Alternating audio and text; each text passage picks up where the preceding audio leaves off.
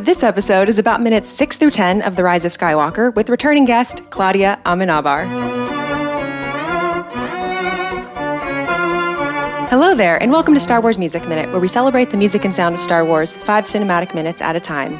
I'm Chrysanthi Tan, feel free to call me Xanthi, and today is all about minutes 6 through 10 of Star Wars Episode 9, The Rise of Skywalker. In this excerpt of the film, we start with Sidious, cloaked figure, telling Kylo that the dark side of the Force is a pathway to many abilities some consider to be unnatural.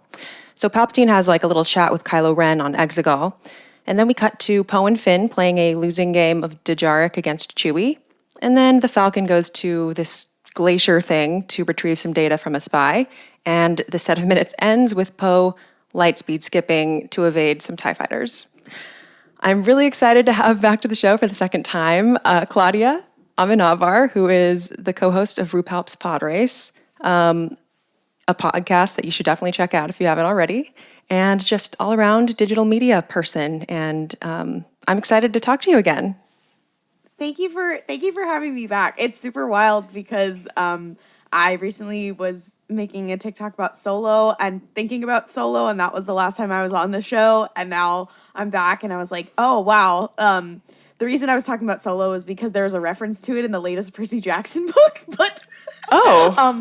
yeah, and it's on purpose. No spoilers, but it's foreshadowing.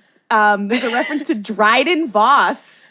Wow, okay. Yeah. Anyways, the person who co-wrote it also co-wrote a Star Wars book, and they're a really big Star Wars fan. But anyway, I was thinking about Solo, and then I was thinking about when I was on here, and we were talking about the train heist. So Totally, yeah. And now we're talking about an equally like crazy part of a Star Wars movie, that I also have very mixed opinions on. So yeah, you and everyone else. It's one of those. It's funny because there is a lot in this set of minutes that actually reminds me of Solo a little bit. Yeah. And I didn't really make that connection until like yesterday when I was preparing for this episode. It's like, I'm getting a little bit of a Solo vibe in this one spot. Yeah. But I'm also happy to talk to you before the Ahsoka show has begun. So nice to touch base before that. You mean the Thrawn show? 'Cause it's about me and my bestie. I record every week with framed photos of Thrawn and Eli right above my computer, and that's what it's about. It's about my special blue man. You're right. Yeah. So okay, The Rise of Skywalker. This is still the beginning of the film, pretty much. So we're getting a lot of parts still set up rather than like in motion. So this conversation that Palpatine has with Kylo, it's like the audience's first experience of all of this stuff too, if that makes sense. And we get some cool sound design and some cool stuff. So how about unless you have like a prelude to things you want to say, how about we start just like listening to the beginning of the minutes? Yeah? Yeah, sounds good. All right. Okay. I'm not sure if it might be loud when I start, so just... Side of the Force actually is not. a pathway to many abilities some consider to be unnatural.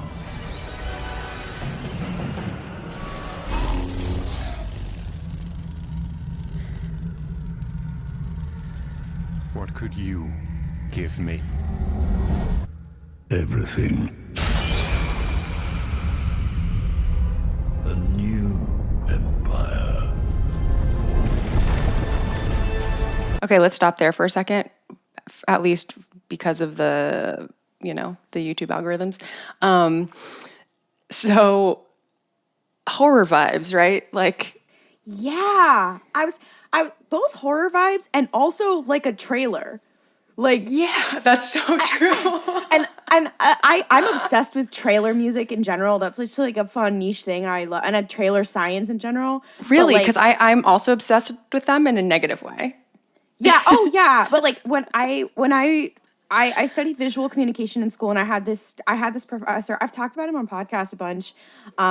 Who he was really cool in all the different pieces of media that he would bring in. But we talked about like the science of trailers and why they are certain ways, whatever. And then because of that, I'm always thinking about it when I see trailers and then trailer music. But specifically for this part, whenever I describe my first experience of seeing The Rise of Skywalker, it feels like I was on a Star Wars induced acid trip, and these first like 5 minutes is exactly that. Where you like when you sent me this section, I was like, all of this happens in 5 minutes. Right. So I wasn't dreaming it. Like it really is crazy. It really is as bonkers as I remember it being.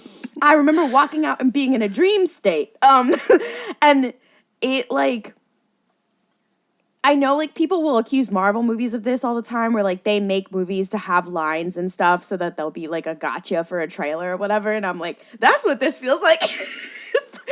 Like they're like a new empire, and you're like, okay, so I don't even know if they put that in the trailer. If that was having the Emperor as I can't remember if they put that in the trailer or not. But They did not put any Palpatine in the trailer because I often do not watch the trailers for things, but at this time in 2019, I did watch the trailer for this, and when I saw the film, I didn't see the Palpatine thing coming. I'll say this. You know what? They had his laugh at the end of one of the trailers. That's true. The girlies were like, "Oh my god!" That's and everybody true. knew he was coming back because of Fortnite.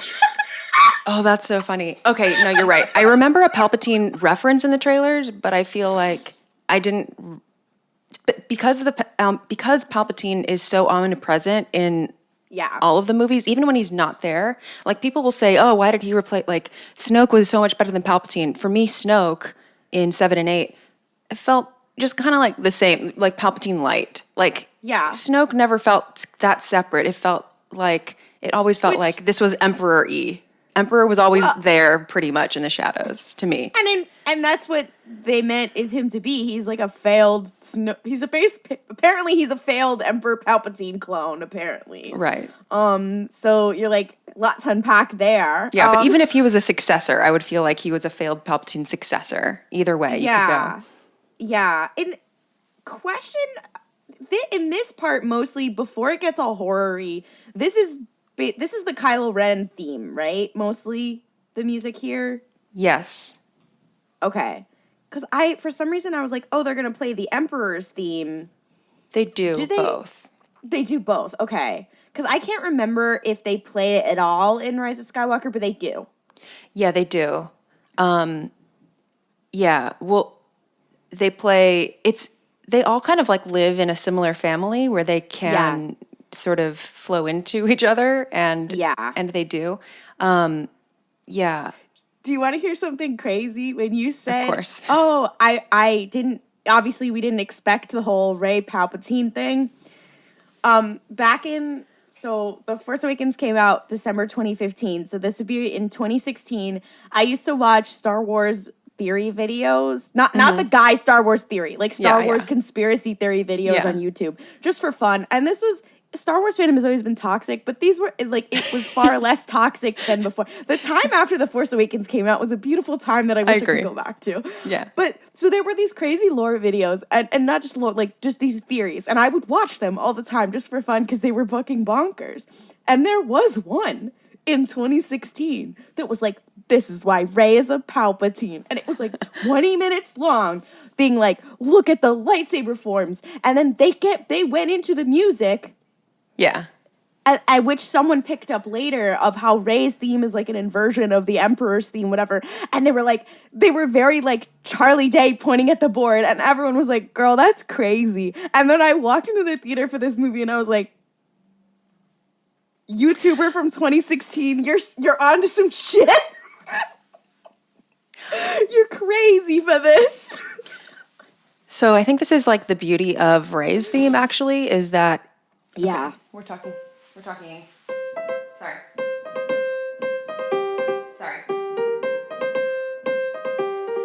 like at least that part, or even etc. is it's open-ended enough that it could have supported the plot going many directions without having to do anything like weird to it. So like it actually is like a perfect theme for anything that could have happened. So it's like I would love to know exactly what John Williams was thinking, because not only does the theme like just really match, like I'll go into this more during Force Awakens season, I guess, but like I think Rey's theme is one of the like extremely positive things to come out of the sequel trilogy. It's a departure from the other female lead themes that we've had before, which are very in the romantic vein. Rey's theme is very more in the modern vein, and it's like harmonically much more open. Some would say more simple harmonically. True. It's not like Leia's theme goes like everywhere. Like it's Leia's theme is like chord change, weird harmony, blah, blah, blah. Rey's theme is like more sort of settled, and it goes melodically to cool places, but harmonically it's pretty simple, and you can overlay like the Force theme for parts of it. You can like kind of overlay Luke Skywalker's new like exile themes that are introduced in in The Last Jedi. Yeah. And then if you look at just the intervals, of course, it's, this is a minor third, which is not unusual to have in a theme at all. So it doesn't stick out as like, oh, this is definitely like, But if you really wanted to like if you really wanted to draw a connection, which you can draw a connection between any two themes in Star Wars. You can, every theme is like 2 steps away from another theme. You could do this with anything, but you could, the Emperor's theme has a minor third in it. Yeah. So yes, the answer is like, I can see it. For me, I would need more like supporting material. Like it's not obvious enough that it's like, oh, it gives it away. But if you want to backtrack and read into it, then it works. Yeah. And I'm like, John, what did you know? What did you know and when did you know it? That's what I need to know. Because like, I know that he really liked Rey as a character. He's talked about it in interviews, and he's talked about like what he thought would work for a character, and then a director like Rian Johnson be like, oh no, I think it should go more this way or that. And I won't get into what I think. Like he wanted to protect Rey from Kylo. Mm-hmm. Yeah, he did. And I was like, Mr. John Williams, I will always stand you forever and always. he was like, he's kind of weird and creepy. I think she'd be kind of scared at this point. And Ryan's like, no, it's romantic. Like, lean into it.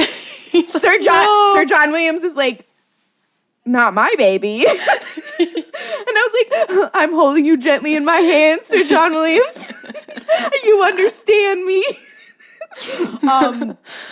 It's me and John Williams together holding hands like this. Like, but no, I really am always just like, what did you know and when? The other interesting piece, you said that there were a lot of different themes in this movie. Like, one of my this is an absurd complaint, but one of my biggest complaints from The Rise of Skywalker is one that really doesn't really matter. In the end of the movie, when they're like, she's fighting Palpatine at the end, and they have the whole like chorus of Sith in the back and the Sith Eternal, whatever. They really don't make clear what the fuck that is. Resident person who has read and watched the entire Star Wars canon, literally, I still don't know what the fuck that is. Like what the Sith chorus was? Like, yeah. I was like, that would have been the time to play Duel of the Fates. And then they didn't play it. And I was like, I'm waiting for Duel of the Fates. There's a literal choir there. They're literally having the Duel of the Fates at the end of the Skywalker saga, and I don't hear. I was like, it would have been a perfect bookend. Like, it's like poetry. I was like, and they just played. I was like, Mr. John Williams, you have let me down. This is the one time you have ever let me down. I can assure you it was not his decision. Or if Duel of the Fate, see, I don't know. I bet I bet an equal amount of people who were disappointed that it wasn't Duel of the Fates would have been like, ugh, fan service if it was Duel of the Fates. Yeah, but there's so much terrible fan service in that movie that would have been like the lowest priority. Like, probably people would have been like, that was my only good part of the movie. And people are like, oh, it's because they don't want to address the prequels. I'm like, in this clip that we just watched, is literally a reference to the prequels. That line, Palpatine literally says it in the prequels. Like, so true. Yeah, that's so true. It starts with, literally, Revenge of the Sith territory. The dark side of the Force is a pathway to many abilities some consider to be unnatural. he didn't change his line, damn. He is, with that shot of his hands. I remember being like, oh my God, in the theater. Like, whoa. I want to address back to like, what did John Williams know? So the reason I want to know like what was in John Williams' head when he created Rey's theme is like, not whether I don't think he ever conceived of the Emperor thing. I don't think John Williams conceived of that. But I do want to know if he purposely like made it open sounding to give the filmmakers like lots of options, or like, I don't know, just to kind of be a really good team player or something. Or like if it's a coincidence that he made it sound so, open, or if he kind of knew that it might be good in the long run to leave his options open. Yeah. I mean, I think in general, The Force Awakens has a vibe of new possibilities in general, and I think that's probably just the vibe that he was trying to give. Totally. I mean, even the end of the movie when they play her theme as like she's climbing the steps or whatever, like that's the vibe of that movie. So maybe I don't know, maybe might have been an accident. Who knows? Totally. I mean, either way, newness is in her theme. Yeah. Like what it sounds like to me is very Dvorak New World Symphony. Yes, you're right. Yeah. Anyway, okay. Back to what we have here.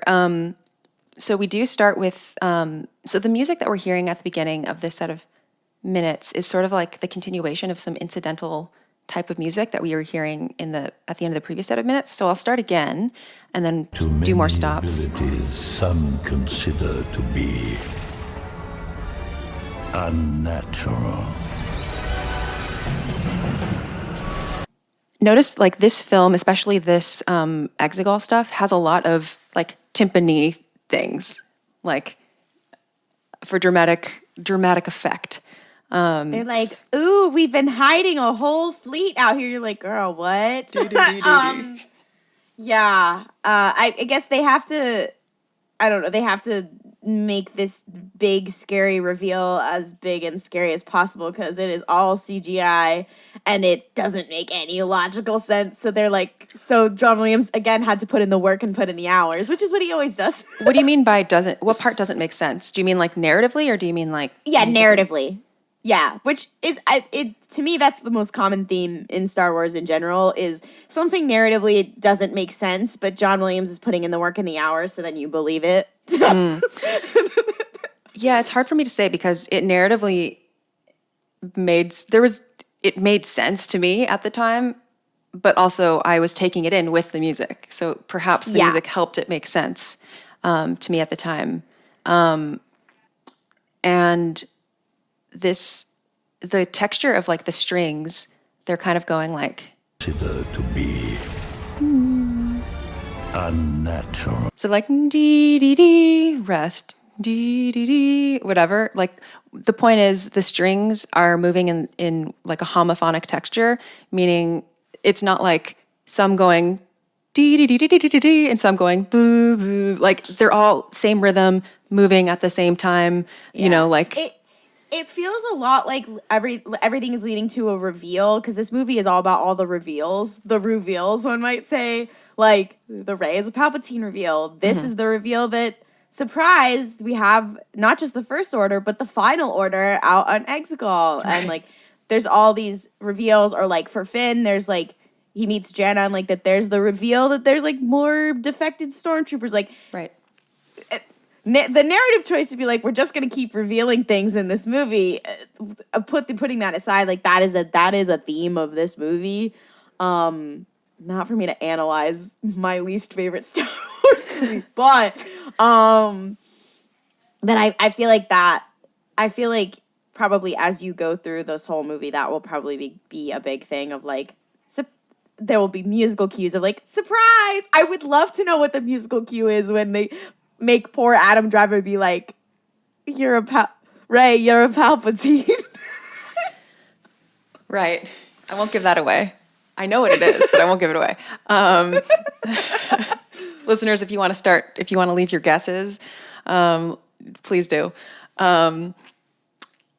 Okay. So continuing. Oh, for me, the texture of the homophonic texture of the strings moving all together, for me, it evokes like Puppet Master to me. It's like all the strings are moving at the same time. Yeah. Okay. Yeah. Type of thing. Okay.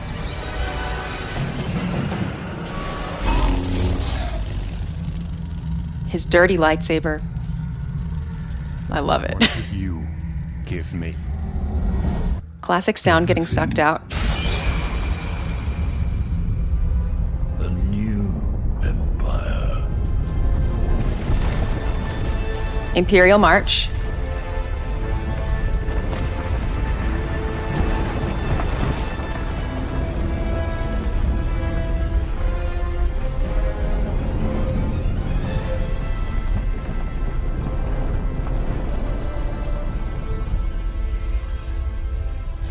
The might of the final order will soon be ready.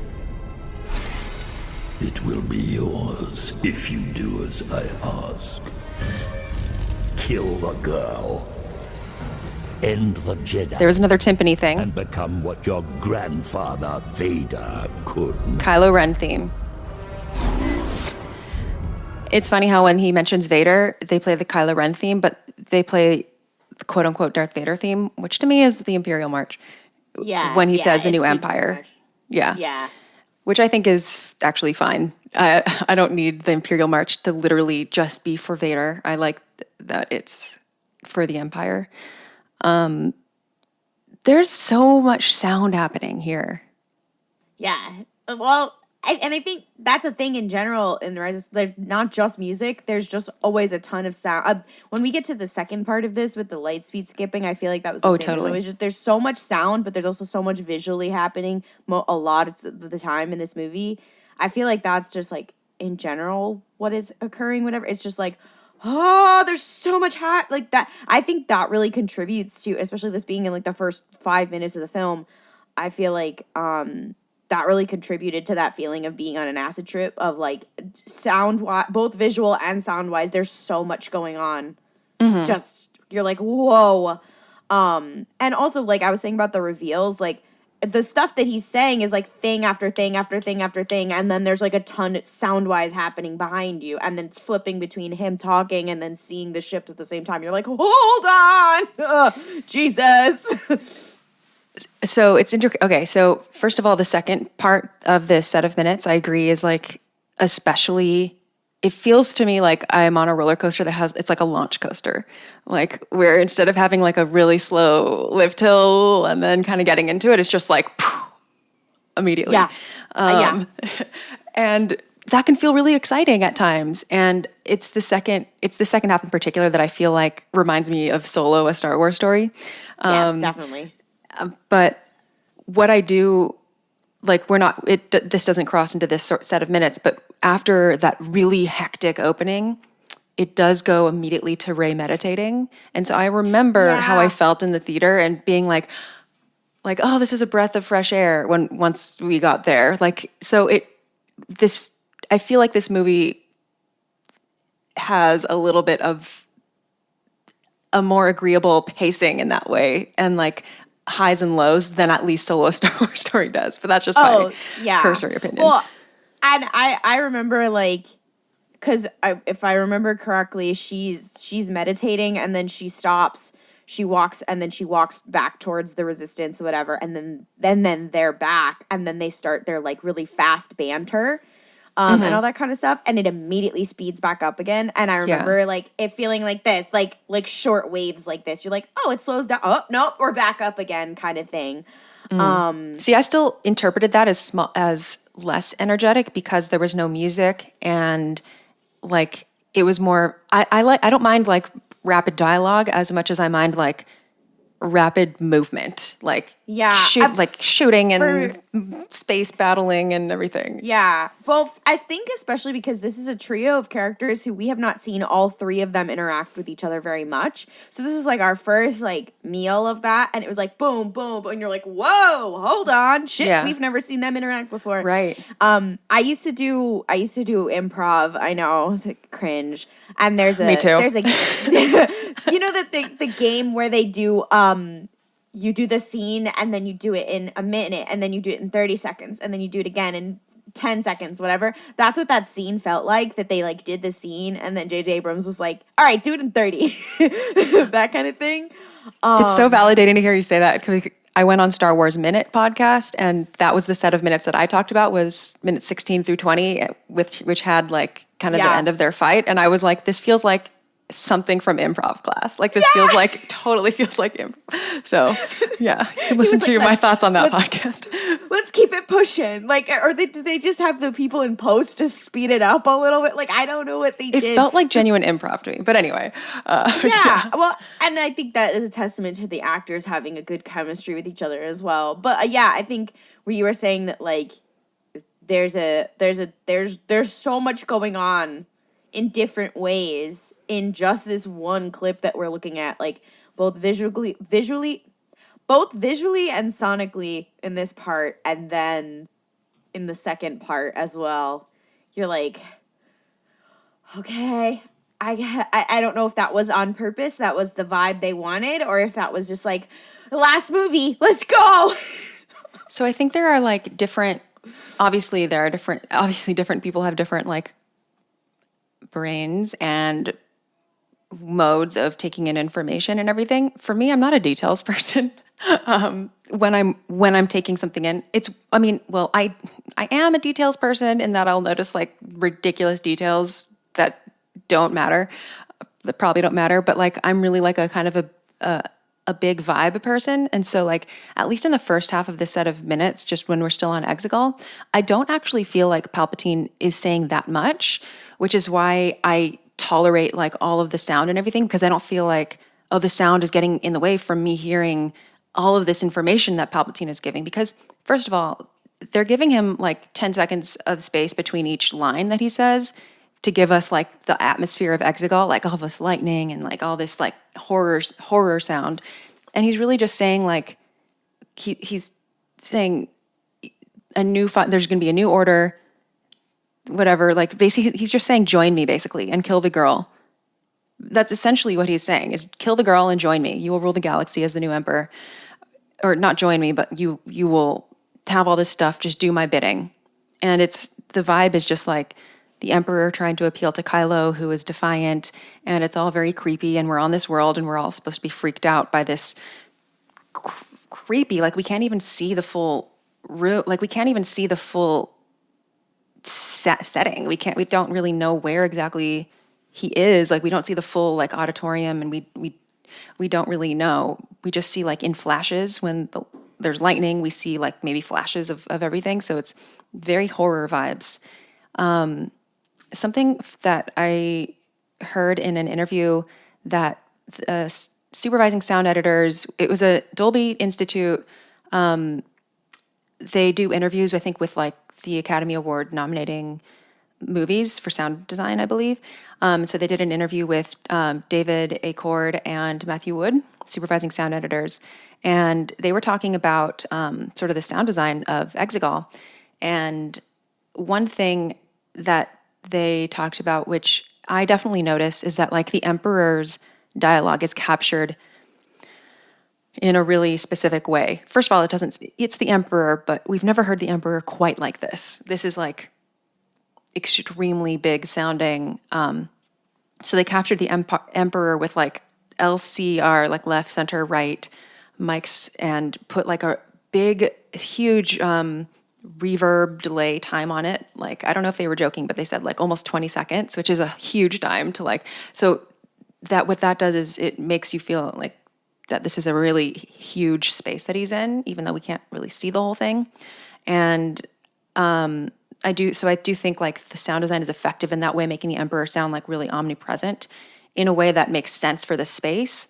And my criticism for some of the new Star Wars projects, like sometimes in the TV shows, a lot of the times in Solo: A Star Wars Story, particularly at the end with Darth Maul's reveal, where the voices sound omnipresent, but it doesn't make sense for the location that they're in. Absolutely. And this is not that. It actually makes sense. Do you think Andor does it better? Or no? Or have you noticed it in Andor? I haven't noticed it in a negative way in Andor. I think overall my impression of the Andor sound design is really positive. Because the reason I ask is because Andor was delayed in shooting because they shot mostly on physical sets rather than on the volume. I mean, that being said, you know, the sound design can be somewhat separate. And then while there were other shows that were, in the volume, that's why I was wondering. Okay. Because in Andor, I don't know if there's a kind of a comparable moment like this, comparable scene. Because I'm thinking like, of course, there's the loudspeaker in Narkina 5, but that makes sense because it's like coming from the loudspeaker.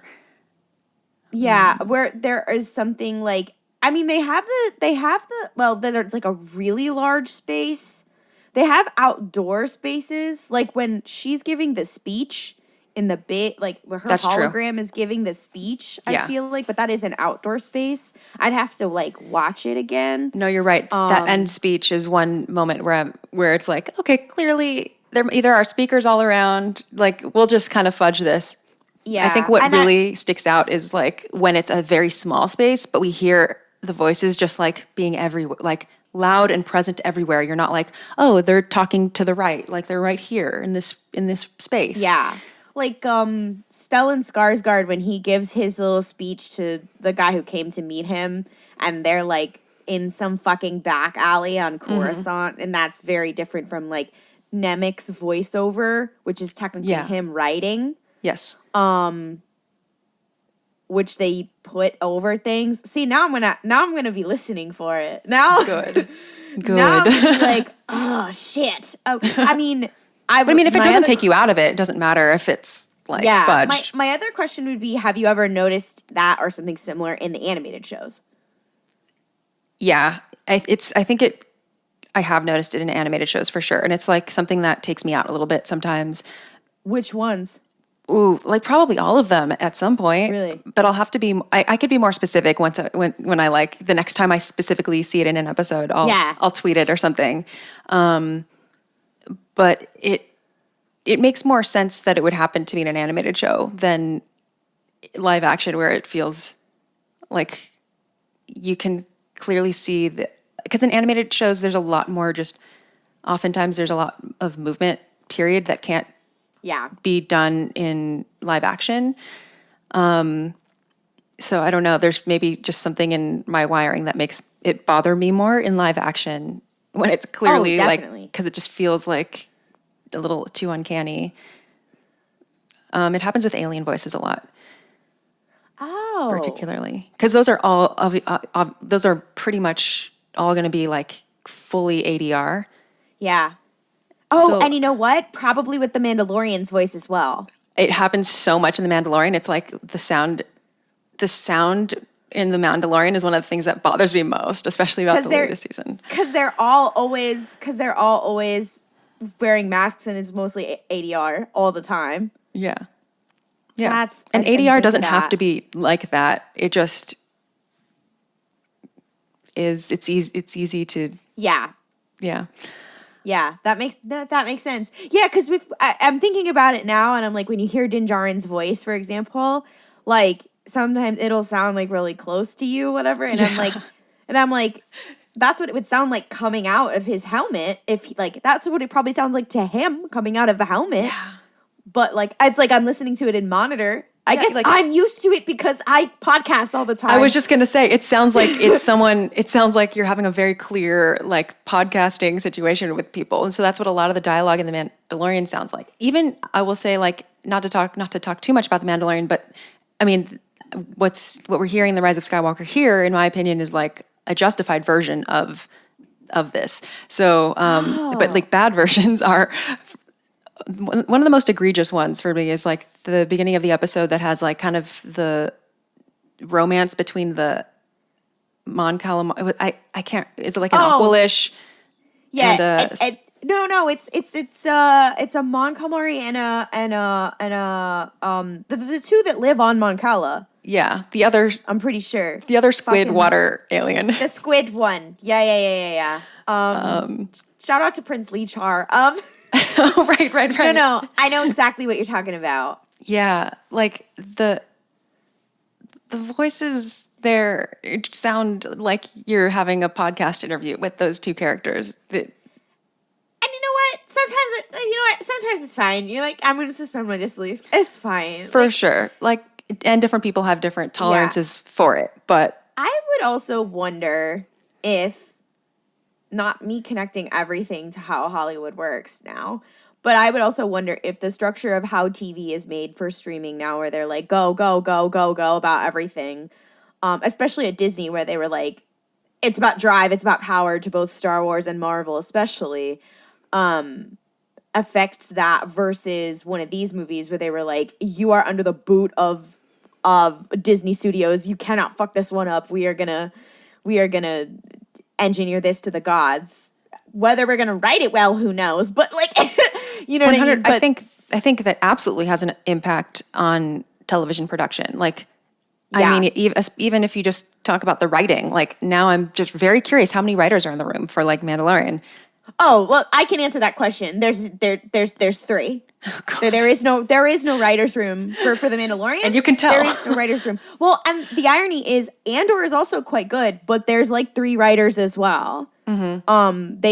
They're going, you know, we talk about this on RuPalps all the time where we're like, I'm having a good time. It would be really good if you had a writer's room for any of the, like, the reason the animated shows are good is because they had writer's rooms. And even then, like, the people who worked on Star Wars Rebels, they were spilling the beans on Twitter for the writer's strike and stuff like that. Like, okay. They were need like, to find these threads because I've actually been really curious about specific shows that I watch.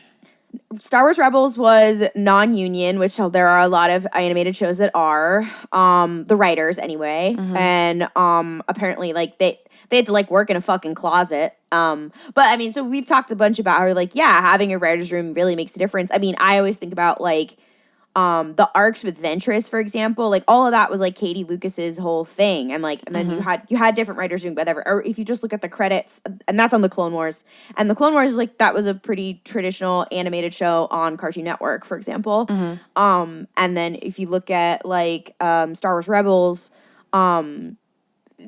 they were working under the non-union boot at Disney XD, so they were doing the best they fucking could, but they had different writers, and you could see. When you look at all the streaming shows, much like all the Disney, Star Wars, and Marvel shows having the same problems as everything else, where it's like Dave Filoni and Jon Favreau, and then like 1 or 2 other people are getting to write some. And you're like, okay. Do you know if they come to set? So I guess we're not talking about that, but now I want to know like how they do because half the time they're also directing it and they're also the executive producers. So yeah, that's a whole thing. And sometimes they're like, oh well, we brought in all these different directors, and you're like, great. But who's writing the episodes? Yeah. Like we were talking about that for the Book of Boba Fett, where they were like, oh, like we have a cool different director or whatever, and I'm like, okay, well, Jon Favreau did write most of the episodes though. You're like, which is also why a lot of people are really excited about The Acolyte, because they have a full writer's room. That's Leslie Headland, who has done major shows and stuff before, has a full writer's room working with. And you're like, you will notice the difference. I'm excited. That being said, Andor is going to be... Andor is kind of the exception, even though it only has like 3 writers. Yeah. Well, I mean, there are also, acknowledge that there are shows where the showrunner or writers are kind of like more of the auteur type, where they are really going to so you will have the quality control of that, but like not every show is going to have that, nor should it, nor is it set up to be, especially ones that are just meant to just like put out episodes. You need to have some sort of quality control or like some sort of people. Yeah. Anyway. Tony Gilroy, I think, has been organizing with the WGA for quite some time, and also he's talked about how like they had to do what they had to do with Andor, and he's like, we got 2 seasons, and I'm happy that's what we got. So if he had the opportunity to have more writers, I'm sure he would have been very happy with that, considering he's a professional in the biz, kind of deal, and I think that he would work well with that. I can't imagine if they had a writer's room for Andor, they would be cooking. Anyway, we have to get back to this. Okay, so the Rise of Skywalker. So back to Exegol. So that we talked about the Emperor's voice, and then also, of course, Matthew Wood captured, well, we haven't gotten to that part yet, but the lightning on Exegol. Okay, we'll talk about the lightning. It was purposely different sounding than Force lightning. J.J. Abrams did not want the lightning on Exegol to be confused with Force lightning, which is a very good idea. And then Dave Accord in the interview said that J.J. wanted it to sound like animalistic, guttural, screechy, creepy, brain melty, and noting that the lighting on Exegol is coming from the center of the planet and shooting out rather than like shooting down from the sky. So it couldn't sound like traditional lighting. It had to be much more like horrible sounding, which I think that effect is achieved, where the lightning sounds a lot more like, oh, this is like, it's like the equivalent of like Kylo Ren's lightsaber. It's like a dirty, crackly, like much more guttural lightning where it's like coming from the inside of the planet rather than like being in the sky. So I think, I think the sound design is very effective. I did not know that it came from the inside of the planet. None of that movie makes sense to me. So that's news to me. And I've read some of the books that occur on Exegol. So I've learned a new fact about Star Wars today. And it's sorry. It's interesting how a lot of the times the sound design is like the first evidence of a physical reality in these fictional worlds. And I think that's really cool. Like that may not be even that's not even something that was mentioned in this film. Like, oh, but no one was like, the lightning on Exegol comes from the center, but it's something that the sound designers have to know so they can intentionally make the sound. And it's something that maybe it's a piece of quote unquote lore that sometimes only the sound people will know. Like not even anyone else will know, because it's just something that's the magic of Skywalker sound bit. Yeah, like. And the same thing goes for like settings and props people. Like they definitely know things about, because they have to build the world, even if it's not explicitly discussed. Yeah. And then you're like, God, I wish I'd known that. That would have been helpful. But now that you know it, I feel like the sound will, I don't know, it registers for me like in a new way, where if I hear that kind of lightning sound in like The Mandalorian or some future thing, I will feel like, oh, is it coming from the center? Like, is it coming from the center of the planet? I know that's a thing now. Oh my God. I like when Star Wars just makes up physics. It's my favorite thing. Yeah, me too. It's pretty great. Okay, let's continue listening. You will rule all the galaxy as the new emperor. More of those screechy metallic stuff. She is not who you think she is. Who is she? See, there's the Emperor's theme. Did you catch it? Oh, yeah. Yeah. Okay, this part right here. I think it's a pretty cool transition. Yeah. Sound-wise, because it goes from the lightning lightning, and then it kind of goes into hyperspace. Yeah. Yeah. It's pretty good. This next part, when there's a significant part of this that doesn't have any music, and in this next part, it does have one of my favorite, what I like to call Finpo crumbs, which is Finn and Poe, they are sitting so close to each other, and you're like, oh well, they're sitting close because they're playing against Chewie, and so they're sitting on one side of the game table, and then he's sitting on the other side, and they're playing whatever. And I'm like, okay, but why are they sitting like on top of each other? Like, what's the truth? Like, what's the reason? And then like this whole scene, they're acting very married couple behavior. Anyways, I agree. I take my crumbs where I can get them. I didn't like Poe I didn't like Poe until this movie. Actually, they actually slandered my man in the last movie, and I don't like to talk about it. Well, yeah, I let's just listen. Let's start to listen.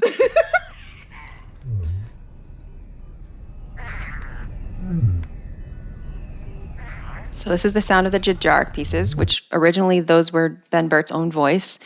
He apparently had to make the Dejarik pieces, and he was like very close to the deadline. I was like, shit, I don't have anything. Okay, let me just record my voice and like speed it and pitch it up. So. You ever gonna go? He can't beat us every time. And apparently he does. How does he do it? This guy right here, it's because he cheats. I'm kidding. Oh, come on, take your You're turn. 250 You're years taking old. forever. Of That's course you're cheating. That's better why we than think us. you're cheating. Don't worry. We're not going to turn it The off. one of many alarm He's sounds. cheating. Definitely. Claude, I hope you fixed that surge.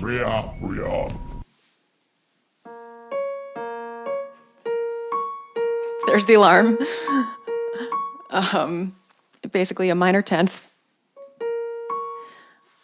Something I noticed is that Finn and Poe often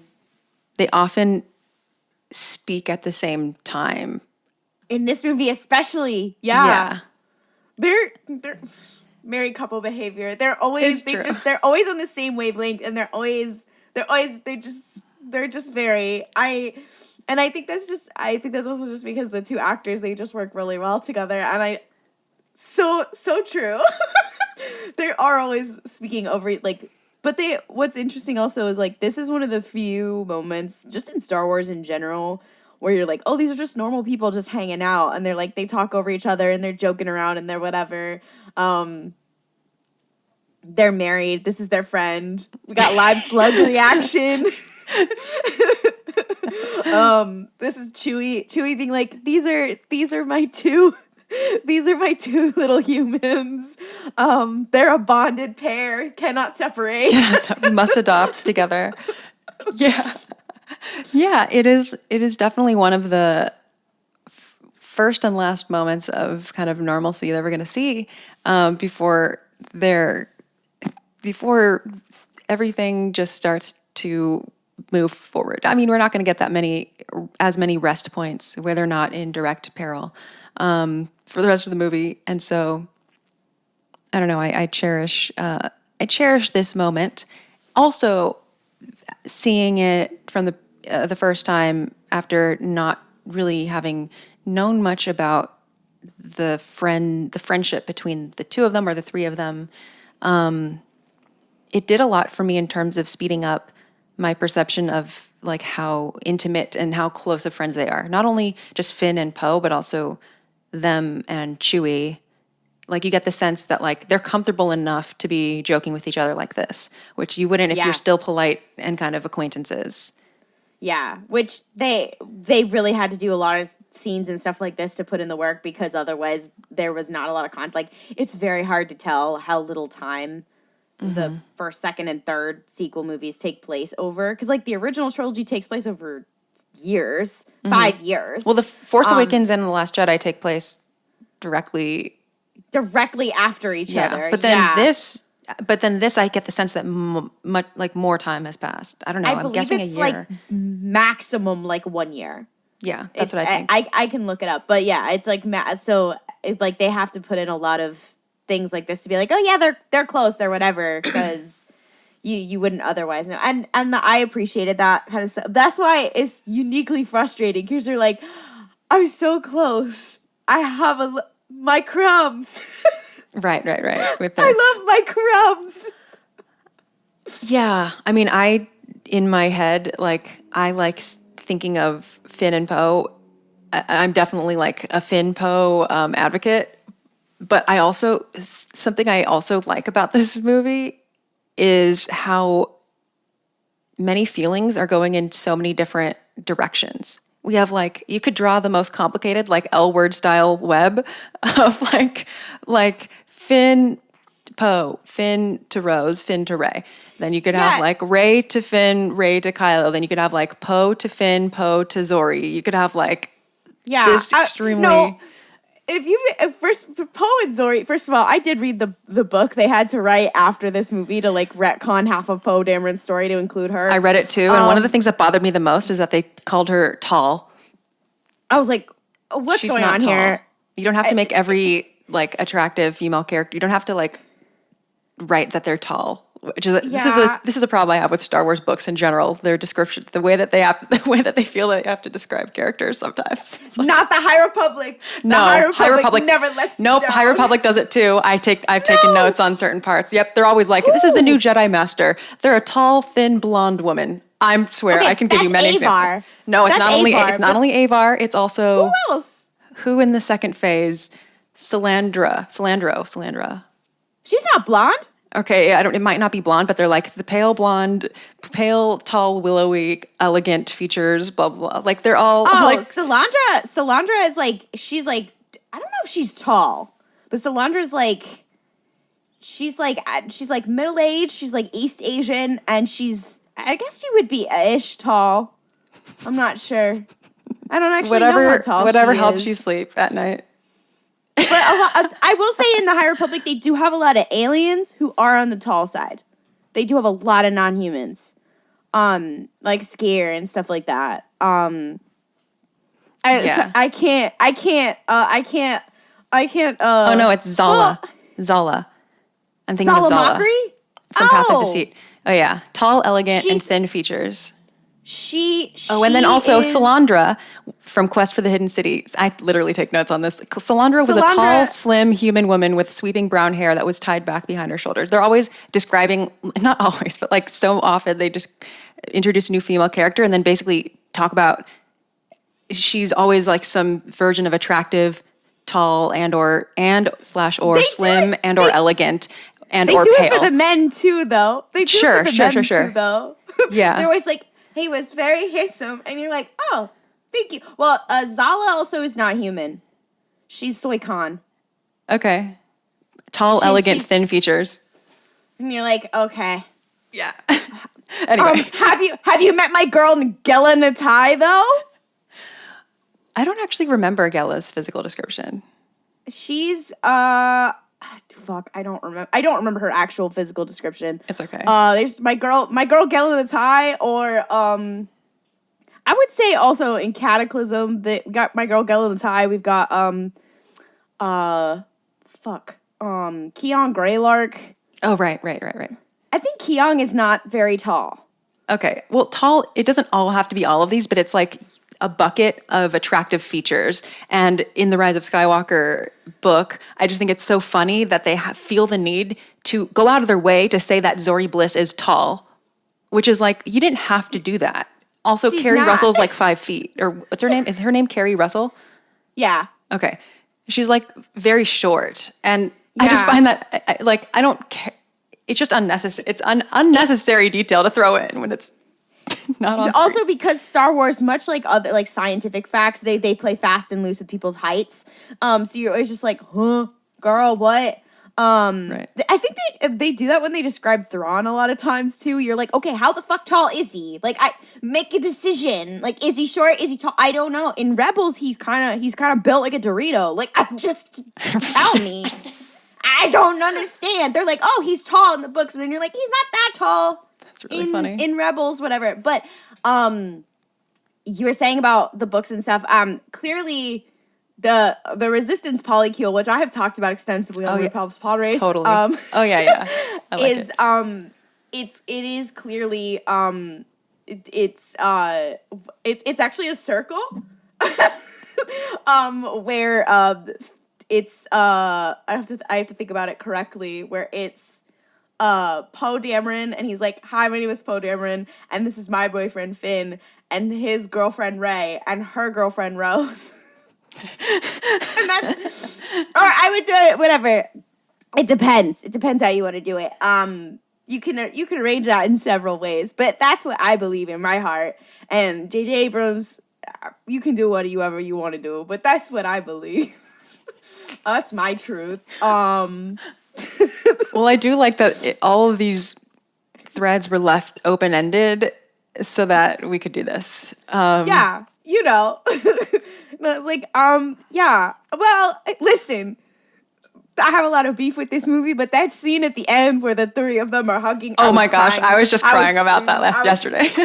I was like, oh, you know what? Maybe I'm having a moment here. Totally. Okay, so back to the scene. Dejarik table turned off, following in the tradition of Star Wars having excellent on-off switch sounds. So it follows in the long lineage. Well done. And of course, we are now talking to Claude, who is, I think, the mechanic type of person. And well, I guess we could continue listening. What we're about to approach is the Cinta Glacier colony. It's this floating iceberg-looking thing. Roll.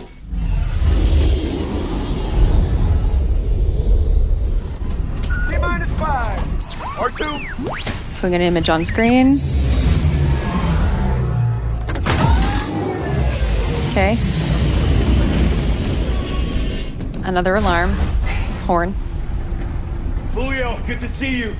You got something for us? From a new ally. A spy in the First Order. Okay, music. Bye. Who? I don't know. Transfer the message. Get it to Leia. Hurry. Into this. This could be big, R2. Okay, we'll stop. Oops, sorry. We'll stop right there for a second. They're talking to Bulio, and he's like this alien that they're kind of looking up. He's in this hatch that reminds me of the hatch on the Millennium. It is the hatch. It's the same hatch that Luke comes down after his Cloud City situation. Stint. Yeah, exactly. Yeah. Situation. But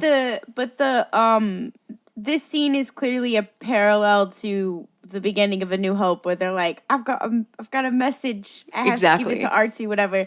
But I did not notice that in my first or second watch of this movie because it goes so fast. I noticed it now when I watched it. I went, oh, that's supposed to be a reference. Right, when Finn puts the thing in R2. Yeah. And he's like, we have to get this to Leia, just like we have to get this to Obi-Wan. And you're like, oh, now I get it. Yeah.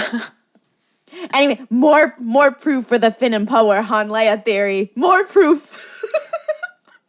That they are Han and Leia. Oh. They are. Okay. There is so much. First of all, who's Han and who's Leia? Well, actually, in this would actually be the opposite argument, whatever. But if you go by The Force Awakens, especially, a lot of the stuff with Han, like Han talks to Finn a lot, and then like Poe is being kind of almost directly trained by Leia for at least the first two movies, in a similar way. Also, there are a lot of visual parallels of them. Like, there's a scene of them talking where someone like walks through them in The Last Jedi. That's literally the exact same scene that happens in The Empire Strikes Back, on Hoth between Han and Leia. They also do that scene with Kanan and Hera in Rebels, and you're like, oh, I see you. And then there's also when Han and Leia. I have this burned into my memory. I hope you know from the gift sets on Tumblr. When Han and Leia kiss in on Endor or whatever, it's almost the same composition and framing as to when Finn and Poe hug on the forest planet in Rise of I'm going to be looking out Skywalker. for this now.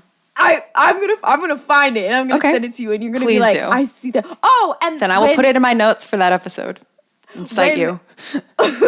When Leia, like, I think on Endor, when Leia gets shot, like against the door of the thing, and then like Han like braces her, whatever. It's pretty much the same, like, position, same shot as in The Last Jedi when Finn ran out, or no. I think when Poe like gets shot on the ground and like Finn is holding him on the ground in Crate? No. They're on the ship. They're on one of the Resistance ships, like towards the beginning of the Last Jedi. Yeah. The bomber run. And everyone's like, okay, I see.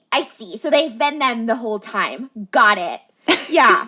Well, and also, eventually, Han also becomes a general in the rebellion. True. They were co-generals. Oh my god, they were co-generals. I know. That's also a moment that I like.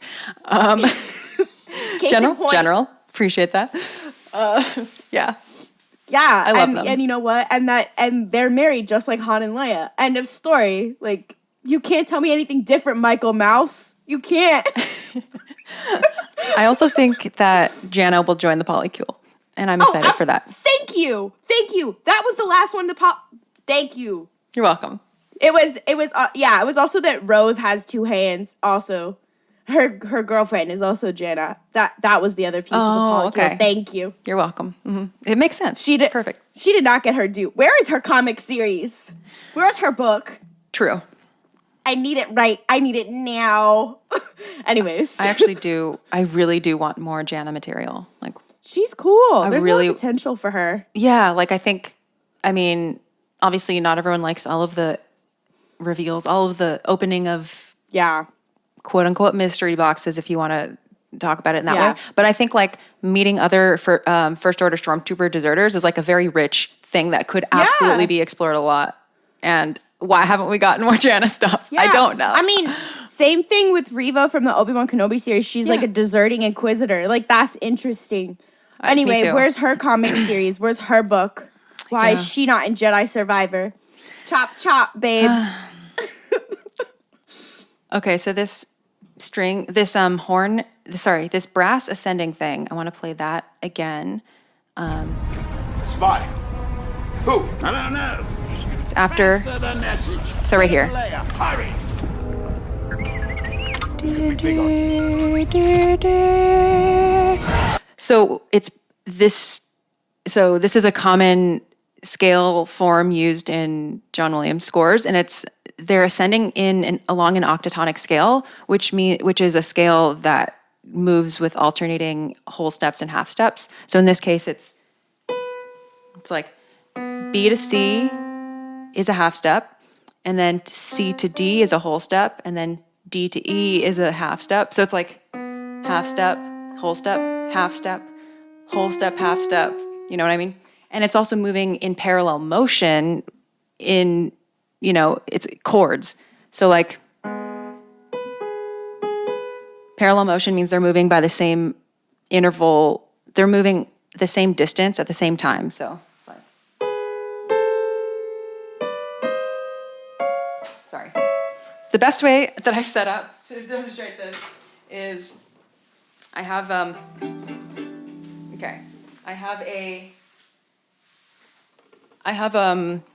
this pedal that I can set the interval that I want my instrument to basically harmonize itself. So that's without it. So now if I just make it not double, but it's going to double my signal, but a minor third down. So you'll hear the parallel motion, also called planing.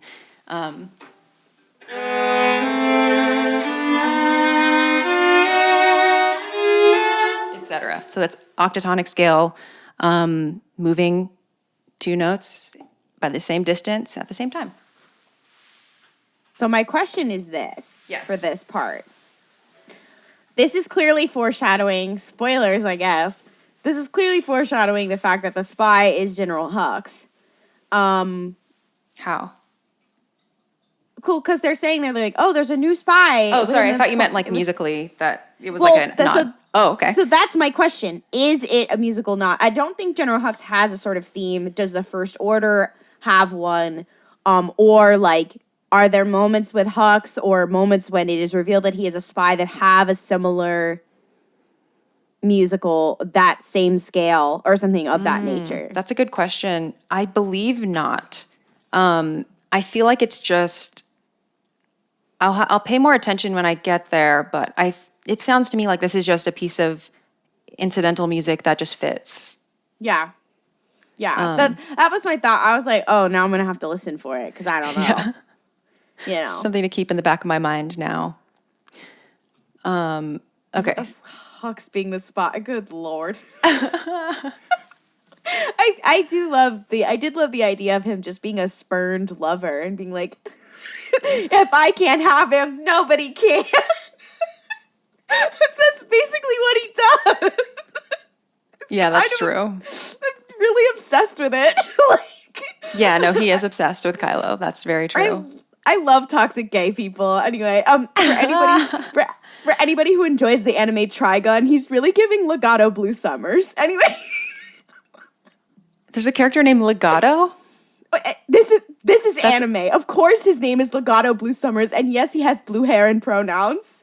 Also, he's the only character with superpowers. Like, there are 2 characters who are not human in Trigun, and then there are characters who are, like, genetically modified. Legato just has powers he was born with that are never fucking explained. He has telekinesis where he can control these, like, microfiber strings that can basically control how people move. Is it ever explained? No. And he has a single-minded obsession with the villain of the anime, whose name, get ready. His name is Legato Blue Summers. Do you want to know who he's obsessed with? Yes. Millions Knives. It's the best anime ever made. Millions Knives. Millions Knives. Depends on the version. Sometimes it's knives. Sometimes it's millions knives. Sometimes it's knives millions. Sometimes it's just nigh. Depends on the version, depends on whatever. But yeah, he's like so obsessed. He's like, I think humanity sucks, and I think knives trying to kill everyone is a good thing. So I'm just gonna help him do it. And I'm fucking crazy. And I'm like really giving Hux vibes. You are really giving General Hux right now. Anybody listening to this is gonna be like, Klaudia, this is such slander, but it's true. It's very true. He's so obsessed with him that in the manga it's a little fruity. Like, there's other characters who are like, I know what you are anyway. And that's exactly how it is with Hux in my favorite piece of Star Wars media, the Lego Star Wars Holiday Special, which is a piece of sequel media that you cannot miss, especially for the dynamic between our characters. They basically also canonize. Is that the one where they like? Is that the one where they like have the party at the end on the Falcon? The Christmas one, yes, because they have a Christmas one, a Halloween one, and then a summer vacation one. And they're all quite fun.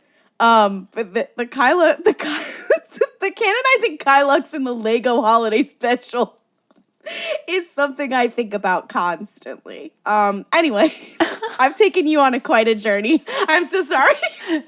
It's all right. If you want more crazy names of characters in Trigun, there's can I guess also some? I want to guess Staccato Longbeam.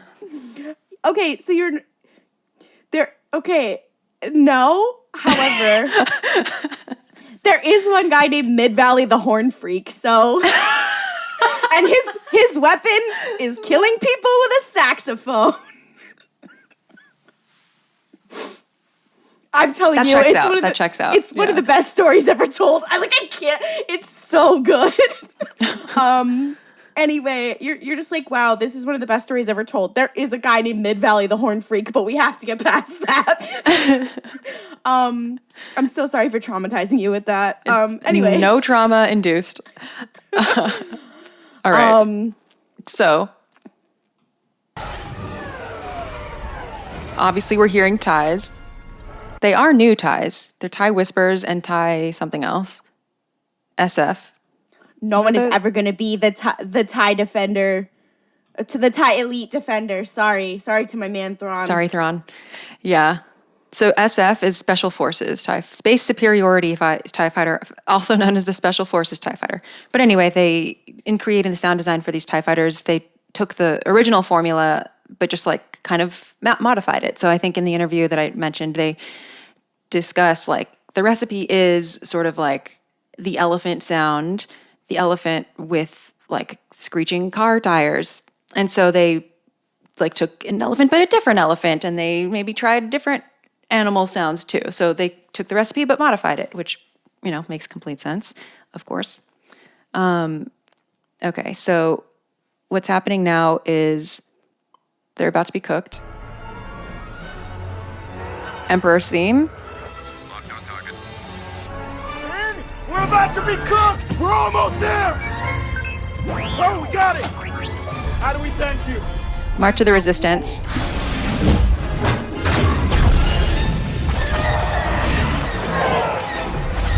So yeah, we hear the Emperor's theme when all of these TIE fighters are after them.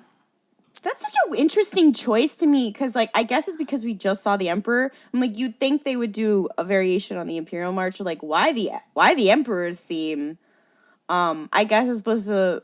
I guess if you were to think of it narratively, it's because it's more about him than it is about the actual Empire, because it's his final order and whatever. But I was like, especially in the original trilogy, but even I don't know when Darth Sidious's theme is even used in the prequels. But like they really use Sidious's theme very sparingly in general. And now they're just tossing that shit around, like which is wild to me. Which makes sense for this movie. Also, the Emperor's theme does appear in The Last Jedi, actually.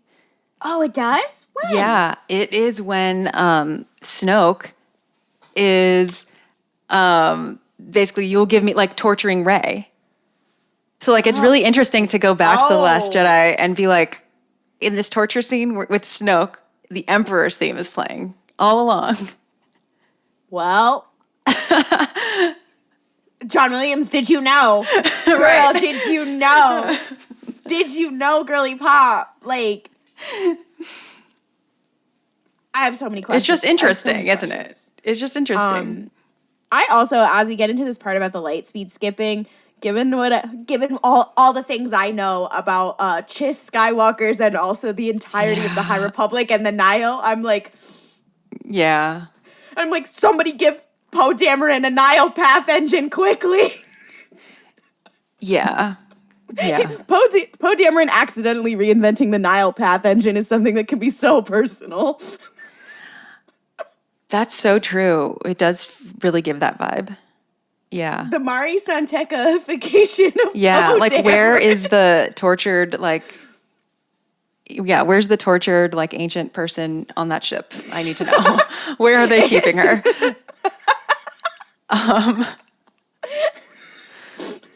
Read the High Republic if you don't know what we're talking about. The woman in a pickle jar in the back of the Millennium Falcon. That's Lulio Primock, the singer of Chicken in the Pot. Anyway, then we get our first instance of March of the Resistance, which is, you know, rather nice. It's nice to hear that theme again. It's like, let's go. Oh, we got it! How do we thank you? Here we go. Yep. Now, if we want to hear that a little bit cleaner, let's turn to the For Your Consideration soundtrack. We can hear it a little bit more cleanly.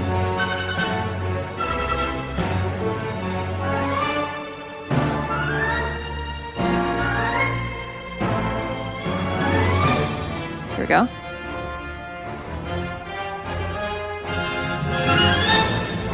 Yeah.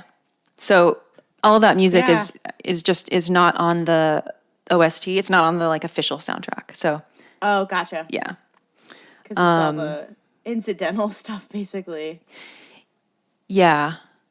Well, I don't know exactly the reason, but I know that soundtracks are usually finished before the movies. So if they were still going through edits and stuff may have changed and not made it to the soundtrack. I'm sure they did for this movie.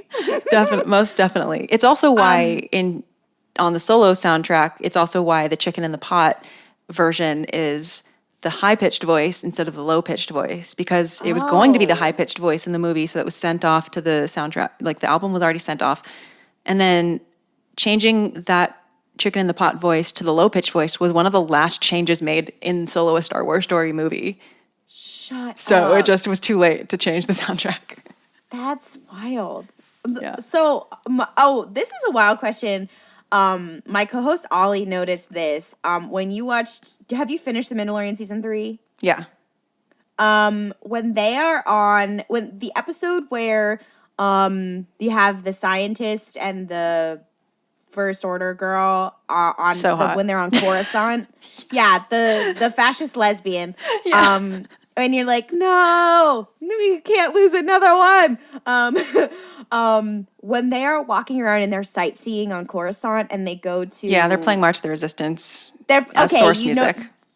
You notice it too, especially when they're visiting The Rock. And when they visit The Rock and me, a High Republic fan, was like, I know that one. Oh my gosh, it's Geode. Yeah. No, it's not Geode. No, it's not Geode. It's The Rock is like supposed to be like the top of the last like natural feature mountain on Coruscant that you can touch, right. which they do mention, I believe, in Light of the Jedi for the first time. I think a major scene with Lena So and some of that happens there. They also mention it in Brotherhood as well, I think. Oh, interesting. Okay, I did read both of those. Mm-hmm. See details. So I was like, I've read the High Republic. I know what that is. And then they started playing the March of the Resistance, and I was like, yeah, that was an interesting moment. Hello? Yeah. Anyways, yeah, I'm not going to get into my thoughts on The Mandalorian season 3.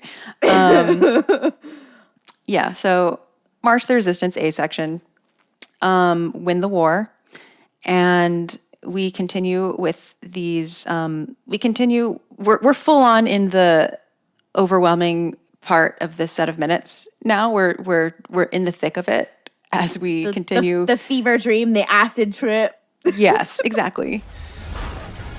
I'm sorry, I know.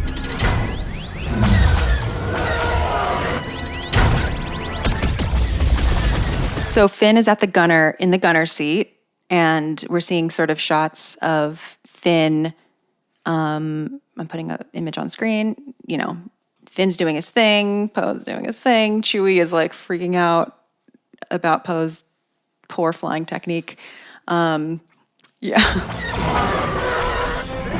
you're supposed to be getting rid of those things. Ooh. I got one. How many are left? 2. Rebel fanfare, very subtly. Oh, you're right. Ding. Yep. See, this is another. That part reminds me of Solo: A Star Wars Story more than anything. You're right. Well, especially when they're in hyperspace and they're trying to escape the thing and the Maw. The Maw, and also the TIE fighters and the the Star Destroyer coming at them. Yeah. Exactly. Because they don't often fight in hyperspace in Star Wars. That's not a thing that usually is occurring. Like while they're in hyperspace? Correct. Yeah. It's very hectic. Clearly. Yeah. Also, somewhat impossible. Yeah. Yeah. Lightspeed is sort of okay, so the Rebel fanfare is another example of planing. It's actually planing triads. So it's the same thing. It's a similar concept as before with parallel motion, with the notes are all moving at the same time. It is very this is overwhelming for me, which is probably why it almost washed over me in the theater. Yeah, same. Where at least it was only a couple minutes. And I have to say, a lot of the shows, they will take stuff like this and make it 10 minutes. But at least I understand what the fuck is going on. And this, for example, like I said, the other thing was a reference before. You know how in all of these movies they hinted at the fact that Finn is force sensitive and then never went through with it? Yeah. This is another one of those because having like Luke Skywalker at the gunner in the Millennium Falcon, and then obviously in his TIE fighter later doing the trench run with this music playing, and then like being able to target without basically by using the Force is like that's like textbook like Luke using the Force for the first time, et cetera, et cetera. And that's clearly what they're trying to reference with Finn a couple times because he does it in The Force Awakens as well, and he's just like some guy. But they're like, we don't have time for that. Let's keep it pushing. And like, you don't even see the shot that he makes. Like, you don't even see the targeting and the shot that he makes. They're playing the music, and you're like, wait, do you mean here? They're hinting that he's Force sensitive. You think? I mean, I'm a truther, but yeah. I mean, because like, what other times do they do that? They do it in like the trench runs with Luke. I think they do it a lot in this movie with Finn. In other places, mainly. Case in point. But not in this scene. I'm not really getting that vibe. I don't know. I'm a truther. No. I think Finn is Force sensitive, and I think this movie, like, if anyone had any doubt that was ever being hinted at, I think this movie really opens that. Like as he explicitly says it, like in his conversations with Jannah, he's like, I don't know, just a feeling. Like Finn is definitely going all Forcey in this here. Like he feels when Rey died. Like he feels things. Like this is when Finn starts. This movie is the beginning of Finn's Force journey to me. And then we never get it ever again. It's fine. I'm cool. I hope we will. I'm still holding out hope. He is one of my favorite Star Wars characters, so I feel bitter and angry constantly. I try not to think about it, or else I get upset. But yeah, this part doing like all the rebellion stuff, whatever. Like it's supposed to be a parallel of like, oh yeah, he's in the gunner, like this very like A New Hope, whatever. But the other piece of it also is like they're trying to establish the fact that they work really well together. They've done stuff like this before. They're very practiced. They're bantering while they're whatever. You know, they're giving very Ghost Crew. That's true. Yeah. Situation. They really are. Harrison Dula she could do this in her sleep. Anyway. Yeah. Finn is very comfortable sitting there. Poe is very like, you're right. They've done this before. Finn, you're supposed to be getting rid of those things. And I got one. Yeah.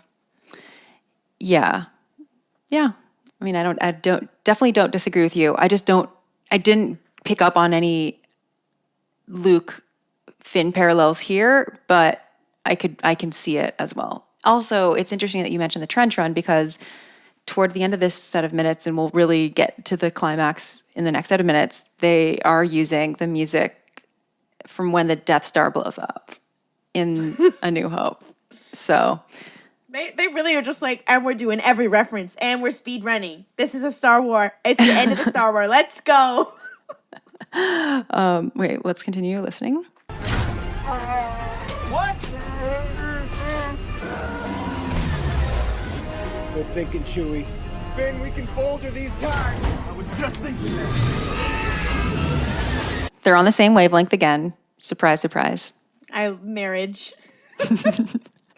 Okay, my notes say lots of loud stuff here.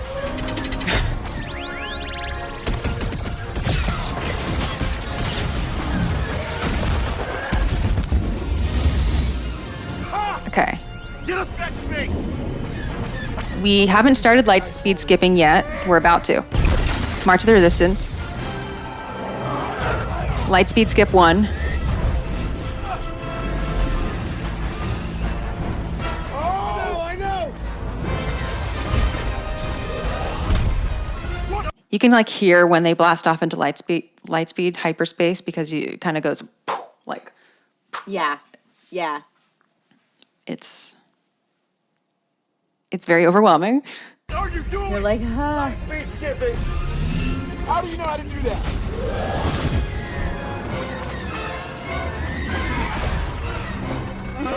Yeah, well, Rey's not here, is she?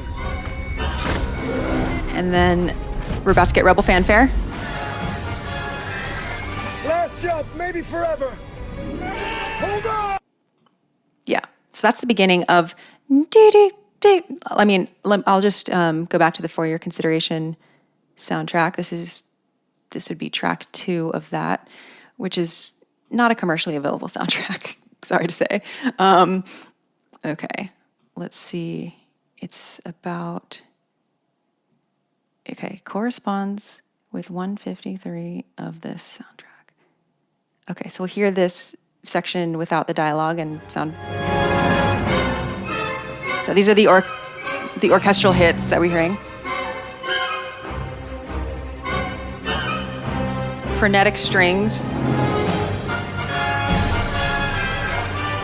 Last jump, maybe forever. And so this is the end of the minutes, but we'll hear that, yeah. You can hear how it ends, and that's how blowing up the Death Star ends, which is those you're right. Holst chords, the Marshall chords or whatever. Yeah. Do, do, do, do, do, do, Yeah. do. Yeah. Every time I listen to a John Williams score, I'm also a violinist. I'm reminded. I remember. He hates us. He really does. He hates us and loves us. Every time I look at a John Williams score, I'm like, oh, maybe I don't want to do this anymore. Yeah, no, his music is notoriously really difficult. And you're like, I guess I'll just saw away and we'll see. We'll see what happens. we'll see, yeah. Put the mic on someone else. A general vibe of just sawing away, and that'll be enough. Yeah, very often. His music does require sawing strings. In fact, in Frank Lehman's catalog, I'm sure he probably has one of the incidental motifs called something like sawing string. I'm sure it sounds like the name of something that would exist. Kylo Ren's sawing strings. That is a thing. So. Another reason to hate Kylo Ren. I love when there are sawing strings. Now, would I like to be performing them if I haven't practiced it? Probably no. No. It's a no from me. But John Williams knows how to work the orchestra. Gotta respect that. The only other soundtrack I think, it's not soundtrack, the only other score that I feel like of his that probably hates strings more would probably be Harry Potter. I was just going to say Harry Potter. That one of his I have played, and I'm just like, sir, I love you so much, but do you understand how much practice just this 10 seconds is going to take? And you're like, King, most people are not even going to hear most of these notes. They're always listening to a John Williams score. They're listening to the brass. Always. And the violins are just doing the thankless supporting with the most difficult scales imaginable. You're like, you know what? We're going to get about 5 of these notes, and that's fine. I'm not a brass player. It doesn't matter. But then the strings also get these major romantic moments where they come save the day and get to, so it's it's tough being a string player because you mix the glory with the grit. You have both. Yeah, I usually play second violin and too, and so you're you are just fucking sawing away, and then they're like, all right, wake up, it's time. You're like, oh, shit. Yeah.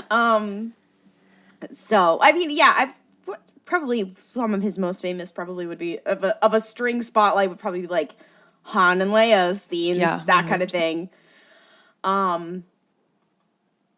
Hey, at least I'm not a brass player, am I right? Yeah. I could do without it. I could do without a spit valve. I don't really want to have to deal with having that. For that reason alone. There are quite a few romantic themes, I guess, in this film where the strings do get to take over in a classically romantic. Yeah. Not classically as in classical music, classically as in a classic film in a classical romantic string getting to be indulgent and beautiful. There are lots of those moments, and then there are also lots of moments where the strings are going blah, blah, blah, and the brass are going bum bum bum bum bum. The strings are yeah. What position am I in? Who knows? You're in all of them. You're just going up and down the fingerboard. We're going to hope and pray. That's the position we're in today. Yep. Well, we have reached the end of the minutes. Oh my God, well we did done, it, Joe. Jess. I know. We did the light speed skipping. Oh, you know what?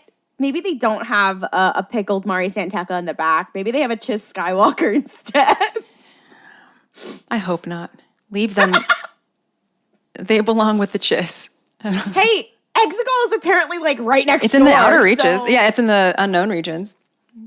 it's just a Poe Dameron skipping around, them all being like, girl, who is that?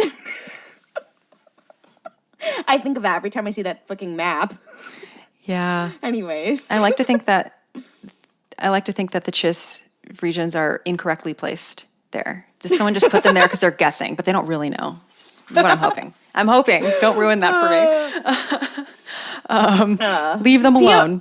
POV, you are Poe Dameron and you accidentally lightspeed skip to Planet X. No. Finn and Poe get leveled! No! Get out of there! No. Anyway. Do you have any like final sort of big picture or small picture details or thoughts about the set of minutes or the music and sound in this film? I feel like I've said most of them. I feel like this is a wild portion to pick because I feel like this represents a lot of how I felt for the rest of the film, where I was just like, I remember just like white knuckling it, holding on to the side of the seat in the theater, being like, what the fuck is going on for the rest of the movie? Even the more calm parts being like, with all the reveals and all the kind of thing. I feel like it set me up for being like, this is going to be the wildest Star Wars rodeo of your life. So I guess it did its job then. I'll say. Well, I guess it's representative of. Yeah. In that sense. Yeah. I suppose this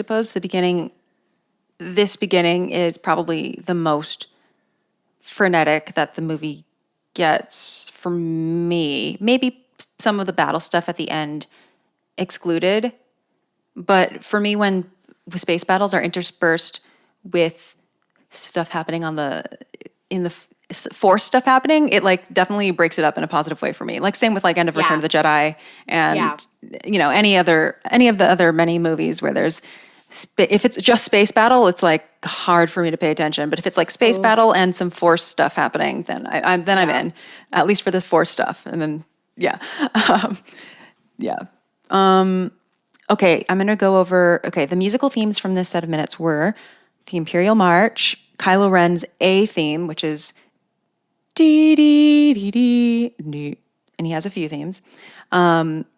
That's his aggressive theme. And then we also heard the Emperor's theme, March of the Resistance, A section, and the Rebel Fanfare.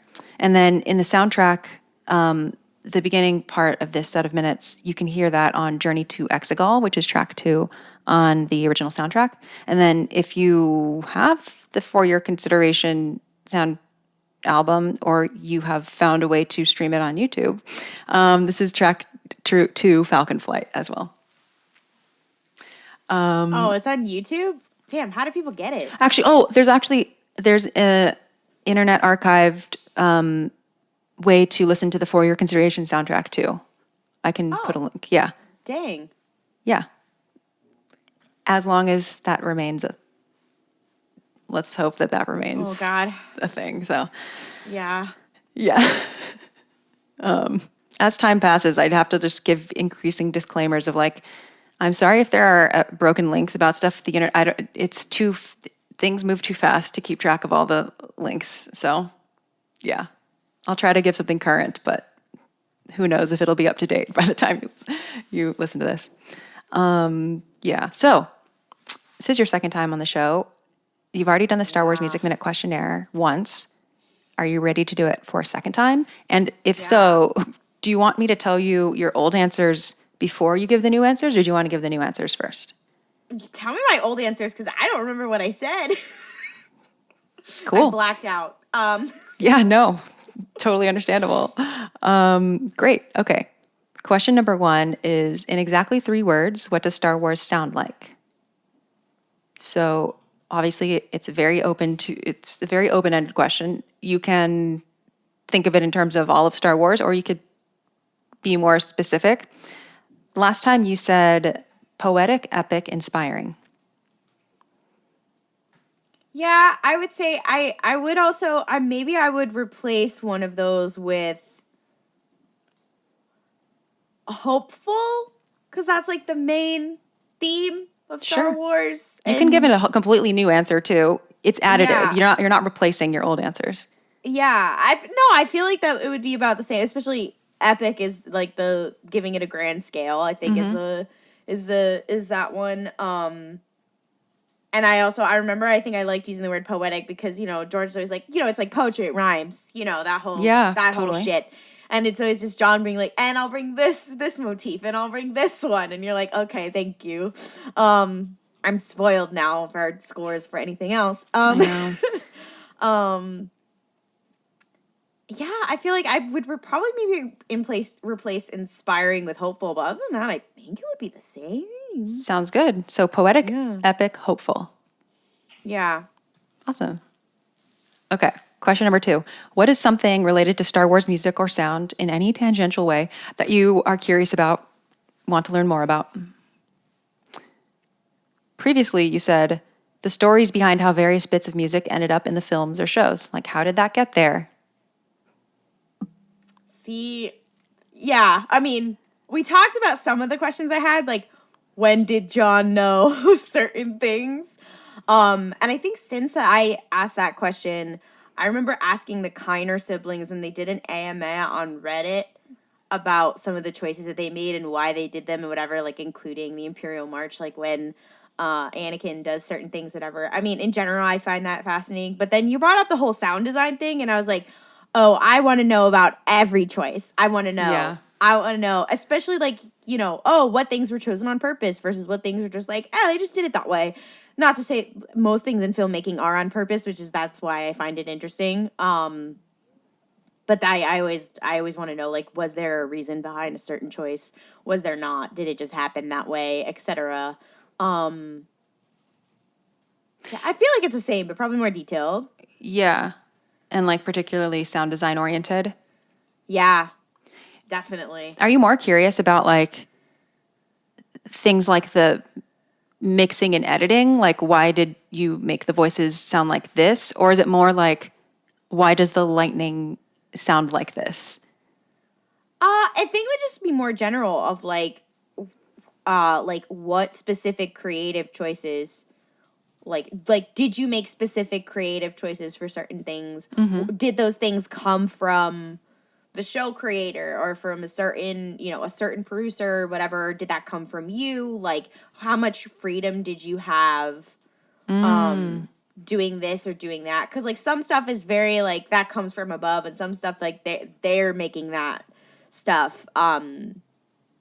In Star Wars especially, it can be different than in it works in the rest of film. So yeah, I feel like and I think the other question would be like, what are the differences between when they make the TV shows and when they make the animated shows and when they've done the movies? I think that would be my biggest one. I'm really curious about that too. Like, what are the differences between the sound design processes in various types of media? Yeah.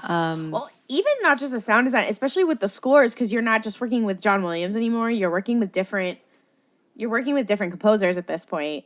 Like, you have various teams at this point. I feel like because my favorite like Star Wars score story is the one about Michael Giacchino doing it for Rogue One and him having to do it in like zero time because they reshot half of Rogue One. And him cranking that thing out, and I always wonder, like, but that was it. He was the first person to score a Star Wars movie that wasn't John Williams, and that's a lot of pressure. And boy, did he fucking deliver. But the Rogue One soundtrack, you are my bestie, girl. But so yeah, I mean, I'd love to know like stories like have they had to change their techniques? Like how has working with different people, like, because that there's people who've been there the whole time. Like they definitely have a lot of generational knowledge in that sense.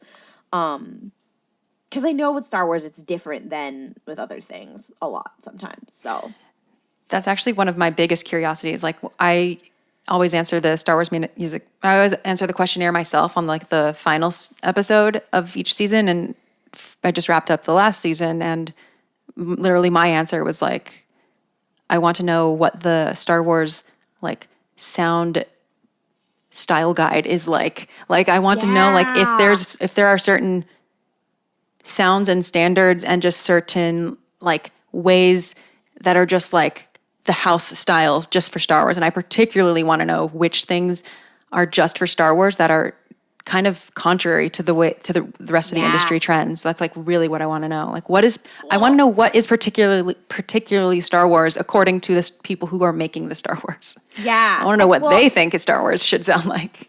And especially because Skywalker sound works on so many things, like, you know, what are things that they set up for Star Wars that now they use on so many things. Mm-hmm. Because I find that to be fascinating, in how it's inspired other things. So the answer to your question, apparently was many. Yeah, many curiosities. Well, the third question is, what is a score or soundtrack that you're fond of besides anything Star Wars? What did I say last time? You said Nausicaa of the Valley of the Wind, composed by Joe Hisaishi. Oh, you mean my second favorite composer? Actually, him and John Williams, they always end up being my top 2 artists on Spotify every year. Nice. But today I actually have a different answer. And that would be the soundtrack from Trigun Stampede. Yes, I will be talking about Trigun nice. again. We're coming. It's like poetry. It's like poetry, it rhymes. Specifically, if anybody knows me, all I do is talk about Trigun now. Another space western. Who could have thought? Oh, cool. Okay. Well, I have been really just fascinated learning about the making of this series, because basically it is a reboot of the original, but it's basically an adaptation of the manga. And it's because the original basically started coming out when the manga was like not even finished. Very similar to a lot of how anime works. But they're doing kind of a complete reimagining, like with the original manga creator, and they're making it more sci-fi feeling, but still trying to keep that Western vibe. And so but also they did something very controversial, which is that it is CG animation, which can be, some people love it, some people hate it, but they have been working on this technology to make it better for a while, and it looks fantastic. And the music, people have been like, wow, the music is amazing. It's incredible. And do you know who the composer is? The composer is, hold on, give me a second. Is it Katsuya Kato? It is, hold on. Why am I? And if I look it up, are there 2 versions of it then? There are 2 volumes okay. of the Trigun Stampede soundtrack. But it's not it's a reboot or no? Or like it's an adaptation. It's an adaptation of manga, but it's never been a show before? Okay, I'll explain. There are 2 Trigun anime. There's the original Trigun that like most people know that they watched on Adult Swim. Which also has great music. I could probably talk about that a bunch. Very stylistically distinct. There's a lot of jazz in it, whatever. It's much like Cowboy Bebop, like very stylistically, very like distinct. Like it had, like people love it for a reason. Mm-hmm. So when they were doing, and it's a great series. Love it very much. And it somehow kind of came up with the same themes or whatever that the original manga ended up doing. The original manga didn't finish until like 2007, and this ended like, I don't know when the original manga started the original anime started in like 1998, and then and it was only like 26 episodes. And so they were like, oh, let's adapt the whole manga is much more sci-fi than it's a very big combination of the 2, and also space western is a bit of a risk in anime because not in Japan people don't like it as much, but Trigun is really popular in the West, has been, whatever, and so they took a really big risk making it CG, but they're like, and we want to lean into the sci-fi elements more, and they decided to do a really both for the production design, but also for the music itself. And the music is like again and again. The music is the music is very cinematic, which is not always the case. Even for your big like adventure anime, whatever, there are moments that are, but they're still very TV.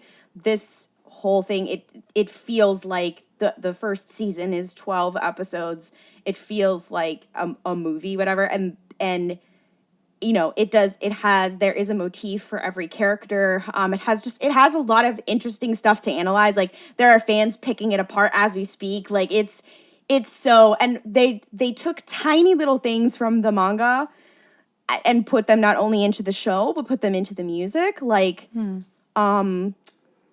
the two main characters the main character's name is Vash the Stampede, and the villain is his brother Knives, who I mentioned earlier. Right. And they are twin brothers, and there's a small, tiny panel in the manga where they are playing the piano, and they took that and they blew it up into a whole thing to characterize them, to characterize the decay of their relationship over time, and then made basically Knives' theme be this solitary piano, and like they play the piano together, and then they have different themes that they play on top of each other.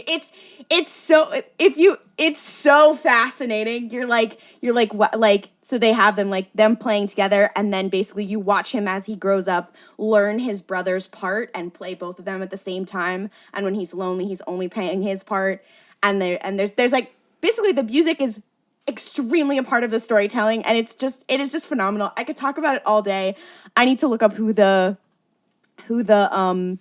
composer is, and also I think one of the producers of the show talked about how they did the scoring, and I want to say they did it the way people do film scoring, not the way they usually do anime scoring, which is interesting. Why it feels different.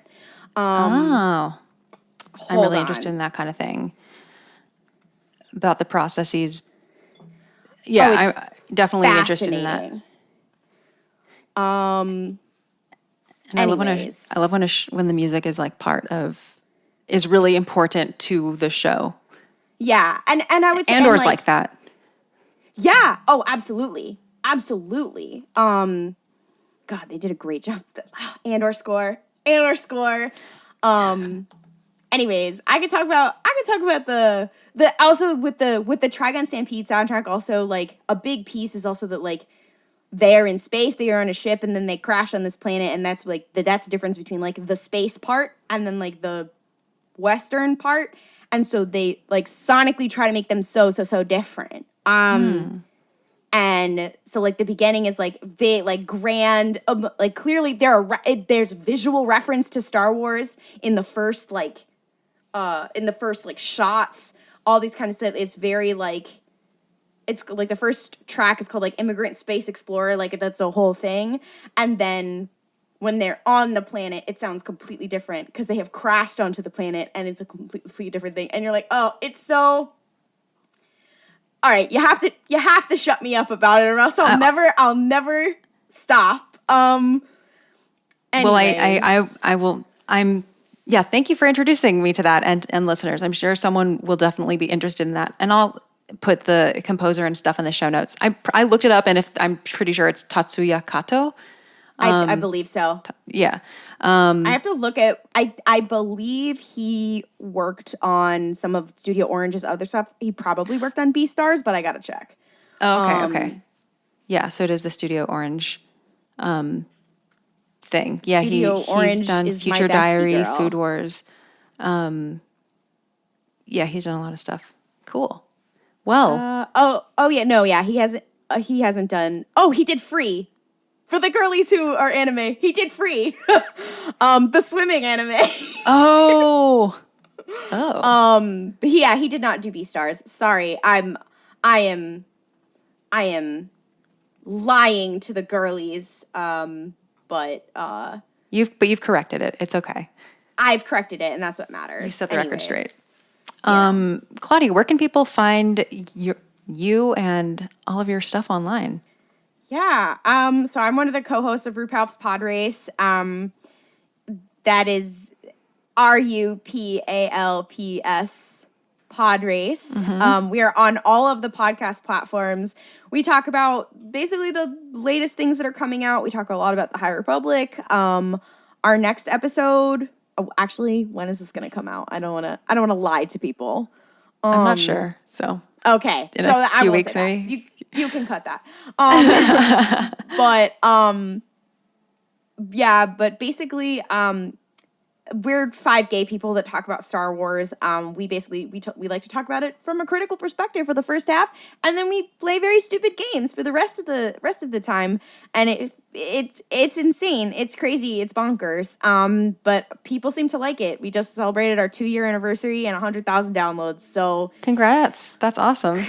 Crazy time. I am also the co-host of a Supernatural rewatch podcast.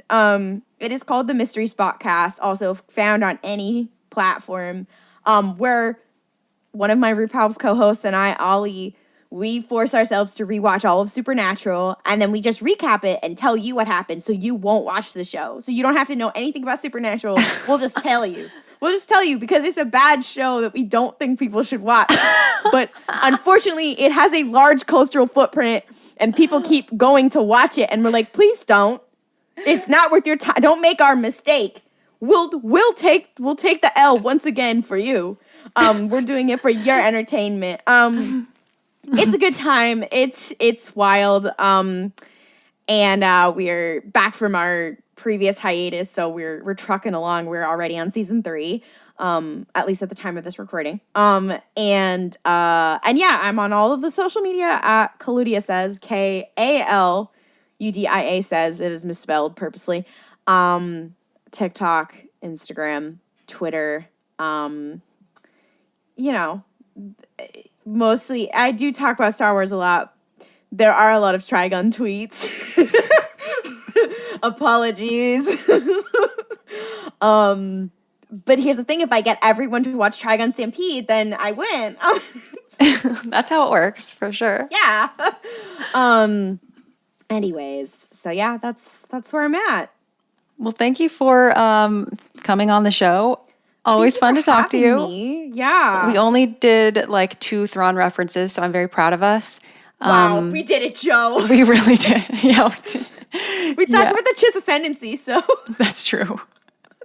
Surprising restraint. Yeah. Well, listeners, you can find Star Wars Music Minute online and on all of the podcasting platforms as well, and also on YouTube. You can send me an email if you have like a really detailed question that you can't convey in a tweet or something.